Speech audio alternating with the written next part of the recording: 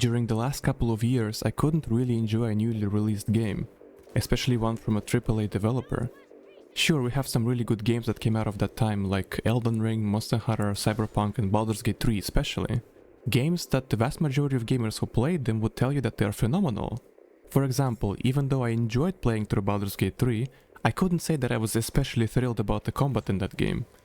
Despite that fact, I can sit here and clearly tell you that this game is fantastic, even though it's not for me.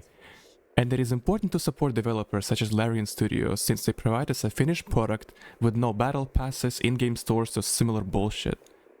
That's why in the last couple of years I was pretty disappointed with the state of gaming industry. It is really riddled with unfinished products, misleading marketing. That isn't just a backdrop. That moon is actually there orbiting the planet. Hey, I've heard that before. Developers not understanding their player base. The list goes on, right? And me, being a game design student, it felt even worse because you feel like you're going to step into this industry full of this shit, especially in the West. But it only took one game to remotivate me and reignite my passion for game design because I couldn't put this game down. It's go time, 621.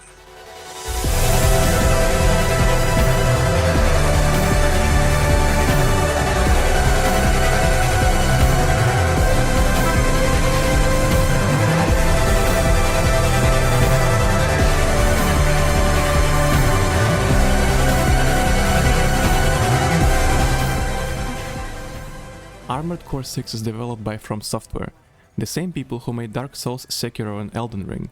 It is interesting, isn't it? How can a company come out and make Elden Ring, one of the best open-world action RPGs ever made, and then come out next year and grace us with the best mecha game of all time?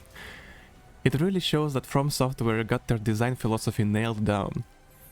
Now, at first I wasn't interested in the game very much, since I was never into mecha before, and even though I really enjoyed Sekiro, the last original IP from Software, it wasn't something I was willing to replay again or go into New Game Plus.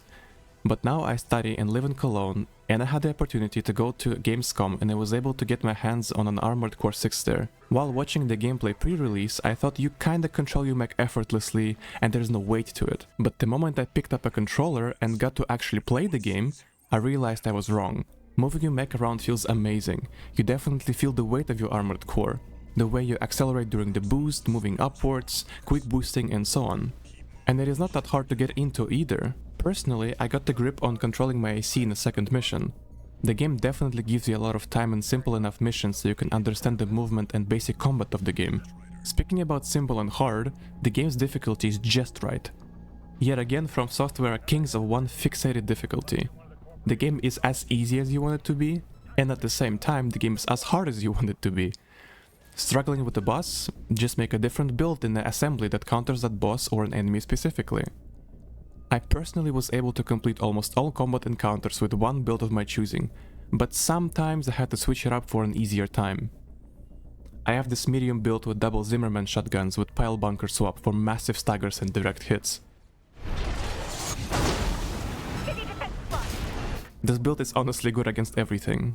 The game gives you so many tools and alternative playstyles. Go crazy. A lightweight mobile build with 2 SMGs? Sure.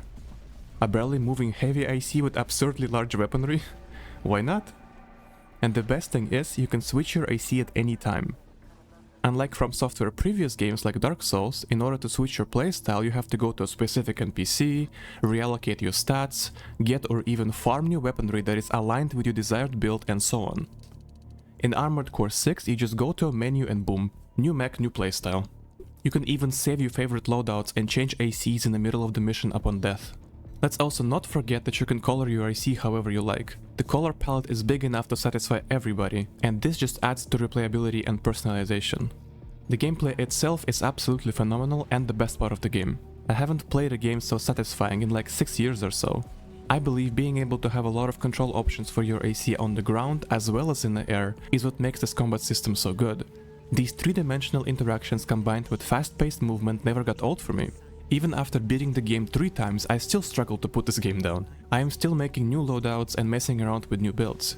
Speaking of builds, in Armored Core 6 there isn't a good weapon or a bad weapon. The guns and melee weapons are well balanced and one isn't better than the other. For example, the default assault rifle is good for the rest of the game. It's a great option for mid-range oriented ACs that want to have a reliable gun but barely need for resupply in the middle of the mission. All weapons have their strengths and weaknesses. You decide what is good for your AC and not what is good in general. I'm trying to say there isn't a Drake sword. Also, even back when I played the Gamescom demo of the game, I noticed how good the sound design is. This is what the default assault rifle sounds like.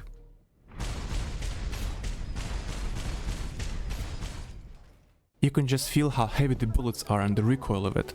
Oh, and if you know me, I'm of the opinion that the game's soundtrack adds a ton of value to the game, and Armored Core 6 does not disappoint in that department either.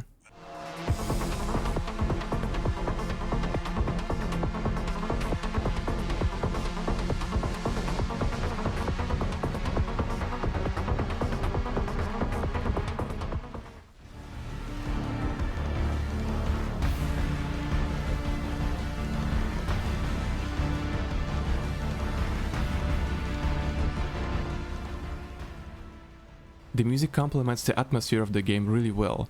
It has calm and slightly tense music for regular missions and epic and grand music for boss encounters. I'd argue this is one of the best aspects of the game actually. The game also looks gorgeous. Despite the game being full of factory-type assets, ruins and overall industrial themes, it does not fail to impress with its great sense of scale, atmosphere and colors. When we talk about colors, I'd like to make a comparison with Nier Automata here. That game environment is similar to Armored Core 6, meaning abandoned factories and overall post-apocalyptic assets and themes. Nier has this muted colors and grey filter on pretty much all the time. It's not an objectively bad thing, but I think Armored Core 6, while working with the same theme, managed to achieve stunning visuals with muted colors in some areas and vibrant and rich colors in others, and it looks amazing. It also humors me how some people criticize the game for having outdated graphics. I'm so glad we have these developers like From Software who clearly have their priorities straight. I'm not here to benchmark my PC with Armored Core, I'm here to have fun and enjoy the gameplay. I really struggle to understand where this argument of bad graphics is coming from. Gameplay comes first in the game. And if you think that graphics matter the most, well, you sound like this guy. Witness, mortals, my overclocked i7, my 64 gigs of RAM! I've been singing this game's praises until now. And if you know me, I'm pretty picky when it comes to gameplay, and my channel is, at its core, a critique channel. That said, is there anything wrong with Armored Core 6? Well, not really. I really have to dig to find flaws here, and to be honest, I'm not sure if I even want to. However, let's explore that topic just for the sake of discussion. One of the points I would like to discuss here is the game's budget. Now, I don't have the numbers to back it up, but I think we can all agree that Armored Core 6's budget is lower than the one of Elden Ring, which is understandable, or at least it feels like that. I bet that the executives didn't want to cut Elden Ring's DLC's budget to flow money into Armored Core or something like that. But now that I'm a mecha fan, I would really like to see Armored Core 6 with a bigger budget. You are going to hate me for this, but I would be curious to see a live service type of update system for this game, or future Armored Core games. Maybe once every few months we would get a couple new missions, just like Monster Hunter does with their patches. Another point I would like to bring up is the story. Yet again, another classic From Software storytelling. It is no secret that the stories in these games are somewhat cryptic and ambiguous. The true nature of a character is often shrouded in mystery, and it is up to you to piece the puzzle together and figure out what is really going on. I myself tend not to do the lore work myself. I'd much rather wait for Vari to tell me what is going on in the story. Having said that, I still don't think that the way From Software do the storytelling is bad. It adds a certain mystique to the game. Combined with the game's atmosphere, the game elevates its storytelling in my opinion. Even though I don't fully have the idea of what is going on in the game, I am nevertheless intrigued to know more. And I also remember fondly the story of Dark Souls 1 and how obsessed I was when it first came out, watching lore videos about it back in the day and stuff like that. It was even more cryptic back then, but Armored Core is no different. Much like my fascination with enigmatic Dark Souls world, Armored Core allure beckons me.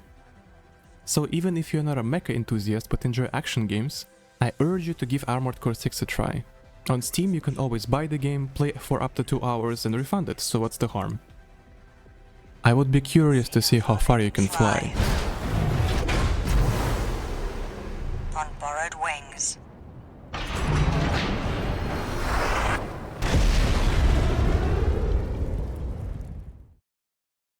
I do hope you enjoyed that. If you did, come give me a follow on Twitch. I stream fairly often, and see you next time.